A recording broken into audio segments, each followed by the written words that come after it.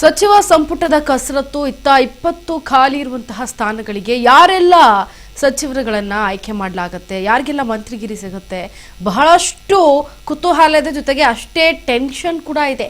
ಇತ್ತ ಡಿಕೆ ಶಿವಕುಮಾರ್ ಸಂಪುಟ ವಿಸ್ತರಣೆ ಕಸರತ್ತನ್ನು ಕೂಡ ನಡೆಸ್ತಾ ಇದ್ದಾರೆ.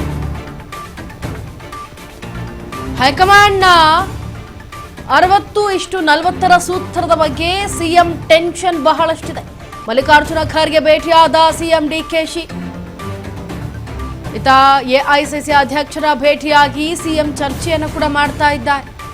ಒಂದೇ ಕಾರಿನಲ್ಲಿ ಏರ್ಪೋರ್ಟ್ಗೆ ತೆರಳಿದ ಡಿಕೆ ಮತ್ತೆ ಖರ್ಗೆ. ಅರ್ಧ ಗಂಟೆ ಕಾರಿನಲ್ಲಿ ಸಂಪುಟ ವಿಸ್ತರಣೆ ಬಗ್ಗೆ ಚರ್ಚೆ ನಡೀತಾ ಇತ್ತು. ಕಾರಿನಲ್ಲೇ ಸಂಪುಟ ಪಟ್ಟಿ ಬಗ್ಗೆ ಸಮಾಲೋಚನೆಯನ್ನ ನಡೆಸಿದ್ದಾರೆ. ಡಿಕೆ ಶಿವಕುಮಾರ್ ಸಂಪುಟ ವಿಸ್ತರಣೆಗೆ ಬಹಳಷ್ಟು ಕಸರತ್ತನ್ನ ನಡೆಸ್ತಾ ಇದ್ದಾರೆ. ಜೊತೆಗೆ ಹೈಕಮಾಂಡ್ನ 60:40 ಸೂತ್ರದ ಬಗ್ಗೆ ಸಿಎಂಗೆ ಒಂದ್ ಕಡೆ ಬಹಳಷ್ಟು ಟೆನ್ಷನ್ ಇದೆ. ಜೊತೆಗೆ ಹೊಸಬ್ರಿಗೂ ಕೂಡ ಅವಕಾಶ ಕೊಡಬೇಕು ಅಂತ ಹೇಳಿ ಇತ್ತ ಹೈಕಮಾಂಡ್ ಹೇಳಿರೋದು. ಇದಕ್ಕೆ ಸಂಬಂಧಪಟ್ಟಂತೆ ಡಿಕೆಶಿ ಕೂಡ ಕಸರತ್ತನ್ನ ನಡೆಸ್ತಾ ಇದ್ದಾರೆ. ಇತ್ತ ಬಿಕೆ ಹರಿಪ್ರಸಾದ್ ಕೂಡ ಕಸರತ್ತನ್ನ ನಡೆಸ್ತಾ ಇದ್ದಾರೆ. ಇದ್ರ ಜೊತೆಗೆ ಮಾಜಿ ಮುಖ್ಯಮಂತ್ರಿಗಳಾದ ಸಿದ್ದರಾಮಯ್ಯನವರು ಕೂಡ ಕಸರತ್ತನ್ನ ನಡೆಸ್ತಾ ಇದ್ದಾರೆ. ಯಾರಿಗೆಲ್ಲ ಈ ಒಂದು 20 ಸ್ಥಾನ ಖಾಲಿ ಇದೆ ಅದು ಭರ್ತಿ ಆಗುತ್ತೆ, ಯಾರಿಗೆಲ್ಲ ಒಲಿಯುತ್ತೆ, ಎಲ್ಲವೂ ಕೂಡ ಟೆನ್ಷನ್ ಅಲ್ಲೇ ಇದೆ. ದೆಹಲಿಗೆ ಮತ್ತೆ ಶಿಫ್ಟ್ ಆದಂತಹ ಸಚಿವ ಸಂಪುಟ ವಿಸ್ತರಣೆಯ ಚೆಂಡು. ಇತ್ತ ದಿಲ್ಲಿಗೆ ಪಯಣವನ್ನ ಬೆಳೆಸಿದ್ದ ಎಐಸಿಸಿ ಅಧ್ಯಕ್ಷ ಮಲ್ಲಿಕಾರ್ಜುನ ಖರ್ಗೆ ಜೊತೆ ಒಂದೇ ಕಾರ್ನಲ್ಲಿ ತೆರಳಿದಂತಹ ಡಿಕೆ ಸಚಿವ ಸಂಪುಟ ವಿಸ್ತರಣೆ ಬಗ್ಗೆ ಪ್ರಸ್ತಾಪ ಮಾಡಿರುವ ಸಿಎಂ ಡಿಕೆ ಶಿವಕುಮಾರ್ ಇಂದು ಅಥವಾ ನಾಳೆ ವರಿಷ್ಠರಲ್ಲಿ ಮಾತುಕತೆಯನ್ನ ಆಡೋದಕ್ಕೆ ಇತ್ತ ಮಲ್ಲಿಕಾರ್ಜುನ್ ಖರ್ಗೆ ಅವರು ಕೂಡ ಮಾತನಾಡ್ತಾ ಇದ್ದಾರೆ. ಹಿಂದಿನ ಪಟ್ಟಿ ಬಗ್ಗೆ ಅಸಮಾಧಾನ ಹೊರ ಹಾಕಿದೆ ಹೈಕಮಾಂಡ್. ಈಗ ಮತ್ತೊಂದು ಪರಿಷ್ಕೃತ ಪಟ್ಟಿಯನ್ನ ಮಾಡಿ ಅಂತ ವರಿಷ್ಠರ ಜೊತೆ ಮಾತುಕತೆಯನ್ನ ಆಡ್ತಾ ಇರೋದು. ಇತ್ತ ಮತ್ತೆ ರಾಜ್ಯ ಕೈ ನಾಯಕರಿಗೆ ಬುಲಾವ್ ನೀಡುವಂತಹ ಸಾಧ್ಯತೆ ಇದೆ. ಜುಲೈ 24ರಂದು ರಾಜ್ಯಕ್ಕೆ ಆಗಮಿಸಲಿರುವಂತಹ ರಾಹುಲ್ ಗಾಂಧಿ. ಬಹಳಷ್ಟು ಟೆನ್ಷನ್ ಮೂಡ್ತಾ ಇರೋದು. ಇದ್ರ ಬಗ್ಗೆ ಮತ್ತಷ್ಟು ಮಾಹಿತಿಯನ್ನ ಕೊಡ್ತಾರೆ ನಮ್ಮ ಪ್ರತಿನಿಧಿ ಬಸವರಾಜ್ ಹೂಗಾರ. ಬಸವರಾಜ್, ಮಲ್ಲಿಕಾರ್ಜುನ್ ಖರ್ಗೆ ಅವರ ಜೊತೆ ಈಗ ಮಾತನಾಡ್ತಾ ಇದ್ದಾರೆ ಡಿಕೆಶಿ ಅವರು.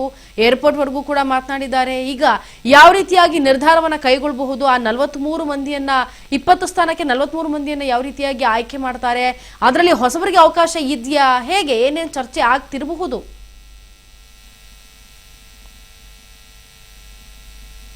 ನಿಟ್ಟಿನಲ್ಲಿ ಹಲವಾರು ರೀತಿಯಲ್ಲಿ ಪೈಪೋಟಿಯನ್ನ ಕಾಂಗ್ರೆಸ್ ಪಕ್ಷದ ಶಾಸಕರು ಸಚಿವಾಕಾಂಕ್ಷಿಗಳು ಕೂಡ ಮಾಡಿರ್ತಕ್ಕಂಥದ್ದು. ಹಾಗಾಗಿ ಡಿ ಕೆ ಶಿವಕುಮಾರ್ ಅವರಾಗಿರ್ಬೋದು, ಸಿದ್ದರಾಮಯ್ಯ ಆಗಿರ್ಬೋದು, ಬಿಕೆ ಹರಿಪ್ರಸಾದ್ ಆಗಿರ್ಬೋದು, 3 ಜನರು ಕೂಡ ಅವರದೇ ಆಗಿರ್ತಕ್ಕಂಥ ಪಟ್ಟಿಯನ್ನು ಕೂಡ ಸಲ್ಲಿಕೆ ಮಾಡಿದ್ದಾರೆ. ಆ ಪಟ್ಟಿಯನ್ನು ತೆಗೆದುಕೊಂಡಂತ ಸಂದರ್ಭದಲ್ಲಿ ಹೈಕಮಾಂಡ್ ನಾಯಕರಿಗೆ ಲಿಸ್ಟ್ ಇರ್ತಕ್ಕಂಥದ್ದು ಇರುವಂತ 20 ಸ್ಥಾನಗಳಿಗೆ 43 ಹೆಸರುಗಳನ್ನು ಕೂಡ ಇವರು ಉಲ್ಲೇಖ ಮಾಡಿರ್ತಕ್ಕಂಥದ್ದು. ಹಾಗಾಗಿ ಇದರಲ್ಲಿ ಯಾರಿಗೆಲ್ಲ ಕೊಡಬೇಕು, ಯಾರನ್ನೆಲ್ಲ ಕೈ ಬಿಡಬೇಕು ಅನ್ನುವಂತ ನಿಟ್ಟಿನಲ್ಲಿ ಕೂಡ ನೀವೇ ಇನ್ನೊಂದು ಪರಿಷ್ಕೃತವಾಗಿರ್ತಕ್ಕಂಥ ಪಟ್ಟಿಯನ್ನ ತೆಗೆದುಕೊಂಡು ಬನ್ನಿ ಅನ್ನುವಂತ ನಿಟ್ಟಿನಲ್ಲಿ ಕೂಡ ಹೈಕಮಾಂಡ್ ನಾಯಕರು ಇವರು ಹೆಚ್ಚಿನ ಸಂಖ್ಯೆಯಲ್ಲಿ ಹೆಸರನ್ನ ಕೊಟ್ಟಂತ ಸಂದರ್ಭದಲ್ಲಿ ಒಂದಿಷ್ಟು ರಾಜ್ಯ ನಾಯಕರ ನಡಿಗೆ ಒಂದಿಷ್ಟು ಗರಂ ಆಗಿದೆ ಹೈಕಮಾಂಡ್ ನಾಯಕರು ಅನ್ನುವಂತ ಮಾಹಿತಿ ಇದೆ. ಈ ಒಂದು ನಿಟ್ಟಿನಲ್ಲೇ ಇವತ್ತು ದೆಹಲಿಗೆ ಹೊರಟಿರ್ತಕ್ಕಂಥ ಮಲ್ಲಿಕಾರ್ಜುನ್ ಖರ್ಗೆ ಅವ್ರನ್ನ ಭೇಟಿಯಾಗಿ ಮಾತುಕತೆಯನ್ನು ಕೂಡ ಸಿಎಂ ಡಿಕೆ ಶಿವಕುಮಾರ್ ಅವರು ಕೂಡ ಮಾಡಿರ್ತಕ್ಕಂಥದ್ದು.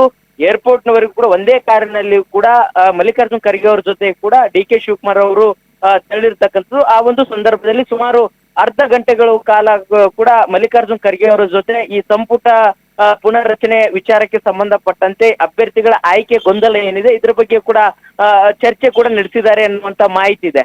ಈ ಒಂದು ಇದರಲ್ಲಿ ಹಿರಿಯರಿಗೂ ಕೂಡ ಪರಿಗಣಿಸಬೇಕು, ಮತ್ತೆ ಹೊಸಬರಿಗೂ ಕೂಡ ಅವಕಾಶ ಮಾಡಿಕೊಡ್ಬೇಕು ಅನ್ನುವಂತ ನಿಟ್ಟಿನಲ್ಲಿ, ಮತ್ತೆ ಈ ಬಾರಿಯ ಸಂಪುಟದಲ್ಲಿ ಯುವಕರಿಗೆ ಹೆಚ್ಚಿನ ಆದ್ಯತೆಯನ್ನ ಕೊಡಬೇಕು ಅನ್ನುವಂತ ನಿಟ್ಟಿನಲ್ಲಿ ಏನ್ ಮಾನದಂಡಗಳಿದಾವೆ ಅವುಗಳನ್ನ ಕೂಡ ಪರಿಗಣನೆ ತೆಗೆದುಕೊಳ್ಬೇಕು. ಆ ಒಂದು ಲಿಸ್ಟ್ ನಲ್ಲಿ ಯಾರೆಲ್ಲ ಪರಿಗಣಿಸಬೇಕು, ಮತ್ತೆ ಮುಂದೆ ಬರ್ತಕ್ಕಂಥ ಚುನಾವಣೆಗಳು ಏನಿದಾವೆ ಆ ಚುನಾವಣೆಗಳ ಹಿತದೃಷ್ಟಿಯಿಂದಲೂ ಕೂಡ ನಾವು ಇಲ್ಲಿ ಸಂಪುಟದಲ್ಲಿ ಆಯ್ಕೆ ಮಾಡಬೇಕಾಗಿರ್ತಕ್ಕಂಥ ಅನಿವಾರ್ಯತೆ ಕೂಡ ಇರುವಂತದ್ದು. ಹಾಗಾಗಿ ಆ ಒಂದು ಲೆಕ್ಕಾಚಾರದಲ್ಲಿ ಯಾವ ರೀತಿಯಾಗಿ ಫೈನಲ್ ಮಾಡಬೇಕು ಅನ್ನುವಂತ ನಿಟ್ಟಿನಲ್ಲಿ ಕೂಡ ಡಿ ಕೆ ಶಿವಕುಮಾರ್ ಅವರು ಮಲ್ಲಿಕಾರ್ಜುನ್ ಖರ್ಗೆ ಅವ್ರ ಜೊತೆ ಚರ್ಚೆ ನಡೆಸಿರ್ತಕ್ಕಂಥದ್ದು. ಮಲ್ಲಿಕಾರ್ಜುನ್ ಖರ್ಗೆ ಅವರು ಕೂಡ ಈಗ ಕೊಟ್ಟಿರ್ತಕ್ಕಂಥ 43 ಏನು ಅಭ್ಯರ್ಥಿಗಳಿದ್ದಾರೆ ಅವರಲ್ಲಿ ಕೂಡ ಆಯ್ಕೆ ಮಾಡಿ ಇನ್ನೊಂದು ಕೂಡ ಅಗತ್ಯ ಬಿದ್ದರೆ ದೆಹಲಿಗೆ ಬರುವಂತೆ ಕೂಡ ಕರೆ ನೀಡ್ತೇವೆ. ಅವಾಗ ದೆಹಲಿಗೆ ಬಂದ ಸಂದರ್ಭದಲ್ಲಿ ಮತ್ತಷ್ಟು ಹೆಸರುಗಳನ್ನ ಕೂಡ ಅದನ್ನ ತೆಗೆದುಹಾಕಿ ಇರುವಂತ 20 ಸ್ಥಾನಗಳಿಗೆ ಯಾರನ್ನೆಲ್ಲ ನೇಮಕ ಮಾಡಬೇಕು ಅನ್ನುವಂತ ನಿಟ್ಟಿನಲ್ಲಿ ಕೂಡ ಚರ್ಚೆ ಮಾಡೋದಾಗಿ ಕೂಡ ಮಲ್ಲಿಕಾರ್ಜುನ್ ಖರ್ಗೆ ಅವರು ಕೂಡ ಹೇಳಿದ್ದಾರೆ. ಈಗ ದೆಹಲಿಗೆ ಹೋಗುವಂತ ಸಂದರ್ಭದಲ್ಲಿ ರಾಹುಲ್ ಗಾಂಧಿ ಅವ್ರ ಜೊತೆ ಅವರು ಕೂಡ ಚರ್ಚೆ ನಡೆಸಿ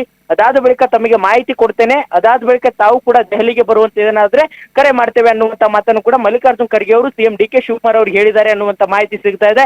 ಹಾಗಾಗಿ ಆದಷ್ಟು ಬೇಗನೆ ಈ ಒಂದು ಫೈನಲ್ ಮಾಡಬೇಕು ಅನ್ನುವಂತ ನಿಟ್ಟಿನಲ್ಲಿ ಕೂಡ ಒಂದು ಕಾಂಗ್ರೆಸ್ ಪಕ್ಷದ ನಾಯಕರು ಮುಂದಾಗ್ತಾ ಇದ್ದಾರೆ. ಆದ್ರೆ ರಾಹುಲ್ ಗಾಂಧಿ ಅವರು ಕೂಡ 24ನೇ ತಾರೀಕಿಗೆ ರಾಜ್ಯಕ್ಕೆ ಕೂಡ ಆಗಮಿಸಲಿದ್ದಾರೆ ಅನ್ನುವಂತ ಮಾಹಿತಿ ಇದೆ. ಅದಾದ ಬಳಿಕ ಕೂಡ ಪಟ್ಟಿ ಫೈನಲ್ ಆಗುತ್ತಾ ಅನ್ನುವಂತ ಚರ್ಚೆಗಳು ಕೂಡ ಇದೀಗ ಶುರು ಆಗಿದೆ. ಇಂಚರ ಎಸ್ ಬಸವರಾಜ್, ಇನ್ನ ಮಲ್ಲಿಕಾರ್ಜುನ್ ಖರ್ಗೆ ಅವರಿಗೆ ಈ ಒಂದು 20 ಸ್ಥಾನ ಏನಿದೆ ಅದನ್ನ ಭರ್ತಿ ಮಾಡೋದ್ರಲ್ಲಿ ಸೆಲೆಕ್ಟ್ ಮಾಡೋದು ಮಲ್ಲಿಕಾರ್ಜುನ್ ಅವ್ರ ಖರ್ಗೆ ಅಂತ, ಯಾಕಂದ್ರೆ ಈ ಒಂದು ಅವಕಾಶವನ್ನು ಕೊಟ್ಟಿದ್ದಾರೆ. ಹಾಗಾಗಿ ಯಾರನ್ನೆಲ್ಲ ಸೆಲೆಕ್ಟ್ ಮಾಡಬಹುದು ಮಲ್ಲಿಕಾರ್ಜುನ್ ಖರ್ಗೆ ಅವರು ಅಂತ? ಒಂದು ಈಗ 20 ಸ್ಥಾನಗಳಿಗೆ 43 ಒಂದು ಶಾಸಕರ ಹೆಸರನ್ನ ಏನ್ ಕೊಟ್ಟಿದ್ದಾರೆ, ಅದರಲ್ಲಿ ಹಿರಿಯರು ಕೂಡ ಇದ್ದಾರೆ, ಮತ್ತೆ 3-4 ಬಾರಿ ಗೆದ್ದಿರ್ತಕ್ಕಂಥವ್ರು, ಒಂದು ಬಾರಿನೂ ಕೂಡ ಸಚಿವರಾಗಿಲ್ಲ.